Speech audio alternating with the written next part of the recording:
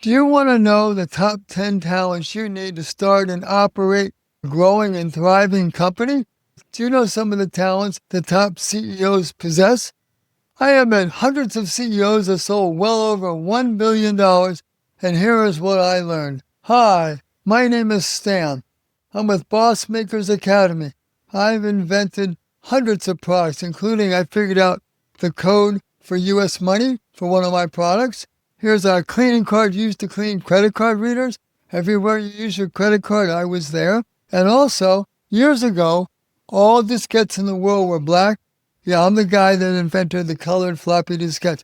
Red, yellow, blue, green, and that's Fuji. They like the idea too. Anyway, let's get into it. Here's what I've learned. And I use this knowledge to sell over 100 million of my products, well over 12,000 companies, and invented over 300 products. I have a bunch of patents, more than the ones that you see back there. I learned this from exhibiting at trade shows and visiting a lot of companies right at their corporate headquarters. These CEOs couldn't wait to give a young guy some future advice. Here is what I learned.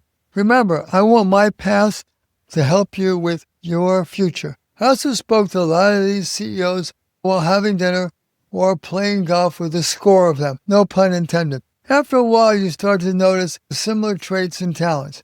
Some were so smart, I had no idea what they were talking about in their field. Others were not geniuses, but were as friendly as the day is long. Some had a smile that you could just not forget. They all had, most important, if not all of them, had the following traits in no particular order. Curiosity. They were always asking me questions. Stamina, energy, dedication, determination, drive, stubborn. They were always working. Education or experience in at least one field, the more the better. They were a quick learner or a quick study. They figured out things like right on the spot. Money or credit, either one, but both are better. They all had drive and passion. They immersed themselves, okay? They didn't let anything stand in their way. English, they were like a wordsmith and they knew idioms. Sacrifice, they don't mind working long, hard hours, missing out on family and friends events. They're also fun and friendly and very personable. You feel endeared to them. They also had verbal, mental, and monetary support from their family. That's very important. I'm going to give you a couple of bonuses. They were also smart and street savvy. Sometimes street savvy is even more important than smart. You just have that gut feeling, and you can't get around people who have that. They just know what's going to happen. Also, a lot of them had a mentor or a coach. They may not tell you up front, but when you start talking to them, they might say, so-and-so's my friend. They were giving me great business advice. So yes, there's a need for a coach. And as I tell everybody, Michael Jordan and Tiger Woods all have coaches. And they were the best in their game. If they have a coach, surely Stan can have a coach, right? And by the way, my friend, who was also my mentor, he was a Mattel toys attorney. So he helped me out a lot with business because he was in business before me. And he was also smart and also helped me with the law, which is important to me because I was dealing with intellectual property with all the patents and trademarks. Now, if you have a product or a talent, you are golden. There's one last thing that just cannot be beat. No matter if you have street smarts, education, knowledge, wisdom, experience. And you know what that is? I'm going to give you 2 seconds to think of it. 1,000, 2, 1,000.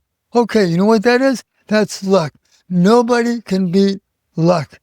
You're at the grocery store, you meet the CEO for some company, and you start talking, and next thing you know, they're a large customer. I heard a story where one company CEO went to his backyard, and the neighbor who was next to him, they were both walking around their backyard.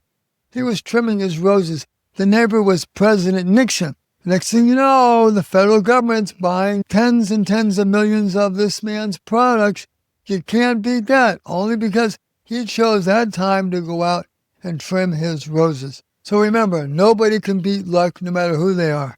Good luck is impossible to beat. Some people say luck is timing.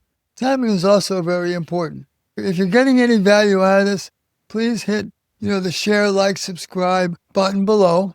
If you have any comments about this, please make them below. And if you want to sign up for the Boss newsletter, follow the link below sign up or ask me a direct question or make a direct comment. Comes right to me.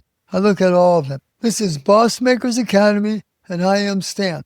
Look forward to your questions. Bye now.